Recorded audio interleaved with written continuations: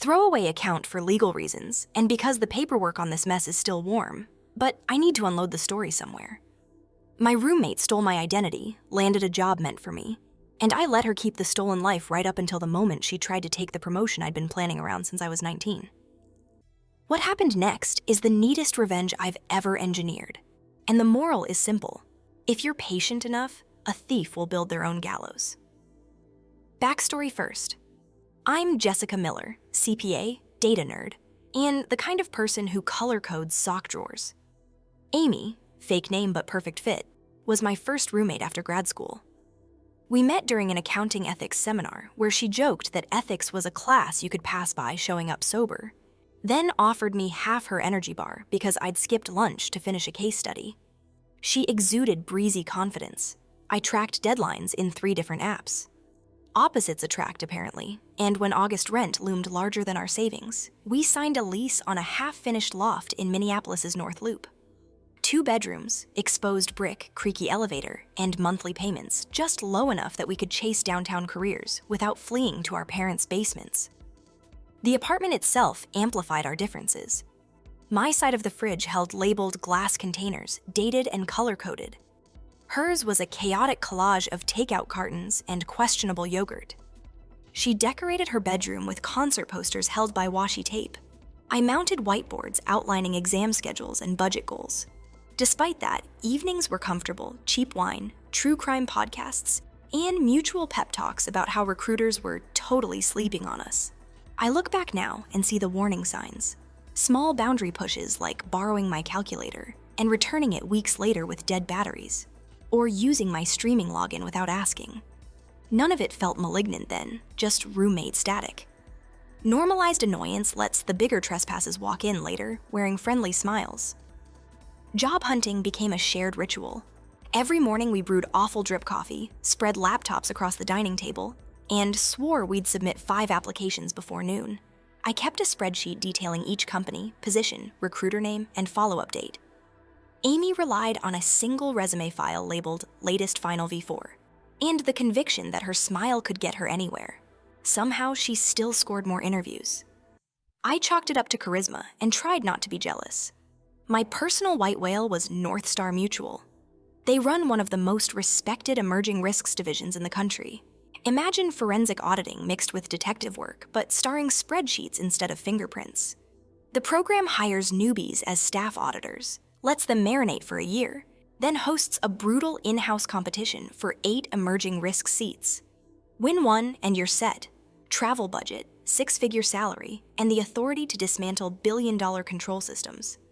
My professors described it like the Olympics for number geeks, and I'd spent undergrad positioning myself for a qualifying round. Amy, meanwhile, just wanted a job that could pay for brunch. Her words, not mine. So when she borrowed my blazer for an interview at a small marketing firm, I thought nothing of it. I even helped pick her shoes. 3 weeks later, a fat envelope arrived addressed to me, full legal name, but with "Attention Amy" scrawled on a sticky note.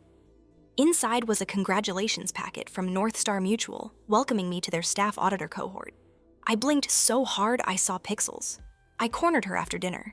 She admitted, cheerfully, that she'd copied my resume for structure, then submitted it verbatim because North Star's portal wouldn't let her edit anyway. When the recruiter mispronounced Jessica on the phone, she rolled with it and figured she'd straighten things out later. By then they loved her, so why complicate things? She framed the whole theft like borrowing shampoo. I should have exploded. Instead, a clinical calm settled over me, the same mindset I get when reconciling a stubborn variance. Gather facts first, then fix. That first night after the confession, sleep wouldn't come. Every scenario spun through my head. Confronting HR, calling the cops, blasting a warning on LinkedIn. But each option risked collateral damage I couldn't quantify. What if North Star blacklisted both of us? What if law enforcement dunked my credit score into purgatory while investigating? Identity theft cases can sprawl for years. I'd read IRS horror stories where victims spent a decade untangling mixed wages. So I did what auditors do. Built a risk register. Rows for likelihood, impact, mitigation, residual exposure. By 3 a.m., I had a strategy. Gather evidence until the stolen identity intersected with a moment of maximum visibility, then nuke it with indisputable proof. Out loud, I congratulated her, told her we'd figure out the paperwork, and even drove her to orientation. Inside my skull, a ledger opened. Column A for grievances, column B for evidence. Identity theft is a felony. I didn't need to shout to win. I just needed documentation and patience. So I became her silent accomplice. Whenever mail arrived from North Star, I photographed every page before handing it over. The day she submitted tax forms, I saved copies of the forged signature blocks. I installed a tiny camera above our kitchen table, legal in common areas in Minnesota, capturing her bragging phone calls to friends about gaming the system. Each file went into encrypted cloud storage labeled with ISO timestamps. She thought I was scrolling Instagram. I was building an evidentiary beast. Documenting her became an obsession disguised as routine. I created a secondary Wi-Fi network and routed her laptop through a monitoring box. Totally legal. The lease's internet bill was in my name. Traffic logs confirmed she logged into North Star's secure VPN almost daily from our couch, violating policy that prohibited remote access without managerial approval. I screenshotted timestamps, hashed the files, and stored the hashes on an immutable ledger service. Overkill, perhaps, but future jurors love fancy verbiage. On weekends, I organized the folders alphabetically: bank, badge, correspondence, expenses, payroll, VPN. My friends teased me for turning our apartment into a war room. They didn't know half of it. Meanwhile, I still needed income. I accepted a compliance position at a mid-tier firm across the river. Less glamorous than North Star, but the flexible hours gave me space to plot, and ironically, it made me a direct competitor.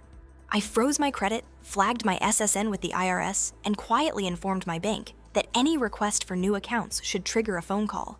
Belt, suspenders, and a spare rope. Amy, masquerading as me, thrived. North Star's culture worshipped extroverts, and she milked happy hours like a politician kissing babies. She'd stumble home tipsy, flash my corporate badge, and drop gossip about upcoming audit rotations. I kept a straight face and added dates to my spreadsheet of her lies. She wasn't just thriving, she was rewriting office lore. An associate told her she had executive presence, and I overheard her repeat the phrase to 3 different neighbors, as if it were a formal title. She started wearing a minimalist smartwatch to count steps between conference rooms, bragging she hit 10,000 daily because Jess doesn't believe in sedentary audits. Meanwhile, real Jess was deciphering regulatory updates in sweatpants. The dissonance felt dystopian, like I'd spawned a clone who got all the applause while the original waited backstage holding cue cards. Some nights guilt pricked me. Was I letting her commit deeper fraud by staying quiet? Then I'd remember the envelope with my name and her fingerprints, and the feeling evaporated. She'd lit the fire. I was only letting it warm. 6 months in, she burst through the door, waving a glossy brochure. North Star had opened applications for the emerging risks track. She declared she was a lock. Her manager planned to recommend Jessica personally. My pulse thundered, but I kept my tone light and asked about the process. She described multi-round interviews, a live case study, and an executive panel grilling.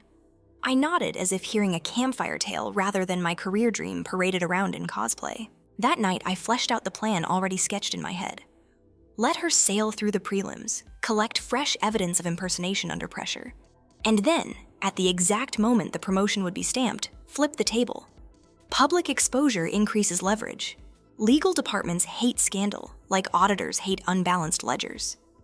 I called Mark, a friend from grad school who'd gone into corporate law. Over beers, he confirmed my hunch. Identity theft tied to payroll is a federal slam dunk. He walked me through evidence chain of custody, drafted affidavit templates, and put me in touch with Alana, a private investigator specializing in employment fraud. Alana cost most of my emergency fund, but she tailed Amy for 3 weeks, shooting HD photos of her entering the office as Jessica Miller, logging badge swipes, and, deliciously, recording a lunch where Amy joked about skipping the CPA exam because the idiot who passed it for me doesn't know. All files were timestamped and notarized. Alana's weekly reports were addictive reading. One entry described Amy stopping by a hardware store to duplicate the apartment mailbox key so she could intercept any stray correspondence. Another noted her stepping into a bank branch during lunch. The PI captured a photo across the street showing Amy handing over a deposit slip signed with my name. Turned out she'd opened a checking account in our name to route reimbursement checks. The audacity simplified my case. Financial institution fraud elevates penalties and involves the FDIC. By the time Alana delivered the final USB drive of footage, my evidence wall looked like something out of a TV detective show, minus the red yarn because Excel works better. At the same time, I ordered my full credit report, placed fraud alerts, and pulled transcripts of my tax filings. The IRS showed 2 employers paying wages under my SSN, my actual compliance job, and North Star. Perfect. I printed it twice, locked one copy in a safe deposit box, and forwarded the other to Mark. The IRS flag paid off faster than expected. In late February, I got a letter requesting clarification about 2 W-2 forms under my SSN. The envelope terrified me for a second, then I realized it was proof arriving gift-wrapped. I called the agent, said I believed someone was earning income under my identity, and offered documentation. He scheduled an interview, but once I explained I was gathering evidence for a criminal complaint, he marked the case victim cooperation and wished me luck. That note later neutralized Amy's attempt to argue. I shared responsibility. Amy asked me to help her prep for the emerging risks case study. The audacity almost impressed me. I played coach, explaining how to quantify operational risk and sprinkle buzzwords like Monte Carlo simulation without overpromising. Every session I recorded screen captures showing her logged into North Star's portal under my name while I sat beside her. She called it using the household brain trust. I called it Exhibit H. A week before the final round, I filed an anonymous tip with North Star's internal audit hotline. Nothing damning, just a suggestion that staff auditor Jessica Miller's expense reports seemed unusually prompt, and maybe someone should verify chain of custody. In big companies, that phrase is like pulling a fire alarm. I wanted her file glowing on security's radar before the hammer dropped. The night before the presentation, Amy paced the living room reciting talking points while I pretended to scroll memes. She was electric, confident, utterly certain the future belonged to her. Watching felt surreal, like seeing your reflection walk away with its own life. When she finally crashed, I checked the camera battery, then slept better than I had in months. April 18th, promotion day, dawned clear and cold. Amy left at 5:30 a.m., Starbucks in hand, wearing my navy suit. 10 minutes later, I loaded a banker's box labeled Property of Jessica Miller into my trunk and drove the same route. I'd already emailed security requesting an immediate meeting regarding an urgent identity concern. They were waiting in the marble lobby with puzzled expressions. I rehearsed my opening statement during the drive, drilling the timeline until I could recite it backwards. A memory from audit training steadied me. Facts are bulletproof, feelings are not. Every document in the banker's box was labeled, tabbed, and ordered chronologically. The last item was a sealed envelope containing a USB drive holding every video clip. Mark advised me not to offer it immediately. Make them ask. Demonstrate cooperation. Small tactics matter when multi-million-dollar lawsuits hover. They ushered me into a conference room with frosted glass. I produced my driver's license, passport, CPA certificate, and the dossier, thick enough to slap. I spoke like I was reciting a controls walkthrough. Dates, times, attachments. Through S. Nobody interrupted. Halfway through, the VP of Risk joined, stony-faced. By the end, they asked if I'd be willing to make a formal statement. I slid Mark's business card across the table. The VP's first question wasn't about me. It was about exposure. How many audits had Jessica signed? Could any external filings be compromised? I'd anticipated that and handed over a spreadsheet calculating theoretical risk based on her project list, cross-referenced against public filings. Total potential damage. Minimal, but optics were lethal. You could see the calculation behind the VP's eyes. Fire the fraud, hire the real deal, spin the narrative. I was fine being a PR solution as long as the terms favored me. While we talked, security paused Amy's presentation 2 floors below. Accounts differ. Some say she kept arguing, others that she tried to bolt. But either way, her badge was deactivated before she reached the elevator. They escorted her up to the same floor, eyes wide when she saw me seated calmly with a cup of corporate coffee. She opened her mouth. A guard asked her to remain silent. The symmetry was chef's kiss. Her eyes flicked to the badge hanging useless at her hip, then to my passport on the table. In that second, I saw the exact moment realization eclipsed indignation. She wasn't negotiating with a roommate, she was standing opposite the owner of the life she'd rented. I felt nothing, which surprised me. Revenge wasn't fiery, it was ice settling into a glass, quiet and absolute. Northstar's legal counsel pivoted faster than a startup after Series A. Public scandal over negligent onboarding could vaporize stock value, so damage control became job one.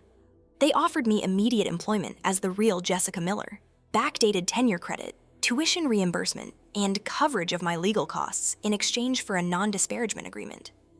I countered for a signing bonus equal to the emerging risk salary Amy had been chasing, and a donation to the scholarship fund that carried me through undergrad. They agreed before lunch. The paperwork, this time, bore my genuine signature in blue ink. But revenge wasn't finished. I filed a police report that afternoon and provided my evidence. 2 weeks later, Amy was arrested at her temp job entering customer data. She'd downgraded from staff auditor to contractor input monkey. She pled down to probation and restitution, totaling every cent she'd stolen in wages, plus damages for emotional distress. Garnishment kicks money straight into my account each month like clockwork. Court dates crawled through summer. I testified for 43 minutes, guided by the prosecutor who practically salivated over the evidence package. Amy's defense tried framing her as a confused friend who borrowed credentials to help with onboarding speed. But cross-examination shredded that. Alana's surveillance footage played on a large screen. Amy endorsing a check with my signature, laughing about tax fraud. Jurors took 4 hours to convict on lesser counts. The plea deal shaved jail time, but the felony record stuck. Watching the verdict felt anticlimactic, like flipping a final page of a book I'd already memorized. Restitution became an accidental scholarship. I divert every garnished paycheck into a fund for first-gen accounting students. Whenever the transfer arrives, I picture Amy stamping the hours that finance the next kid's calculator batteries, and the cosmic ledger gains another cent of balance. She'll be paying that forward for years. Interest is a beautiful thing. Friends asked if I felt bad. Honestly, no. She'd worn my identity like a Halloween costume, but bills, taxes, and liability were strapped to my real shoulders. She chose theft over effort, and effort is the only currency I respect. Northstar overhauled onboarding, adding biometric ID checks and a requirement that new hires video verify social security numbers. They also hired me to develop anti-fraud training, turning my own story into a sanitized case study that now gets shown to fresh graduates every quarter. I get paid every time I present it, and I never mention Amy by name. She reduced herself to a cautionary placeholder. Professionally, the fiasco boosted my credibility faster than any certification could. I became the analyst who caught identity fraud from the inside, a living stress test of internal controls. Consulting invitations piled up. When I present, executives ask how I kept calm. I tell them calm is just preparation disguised as emotionless.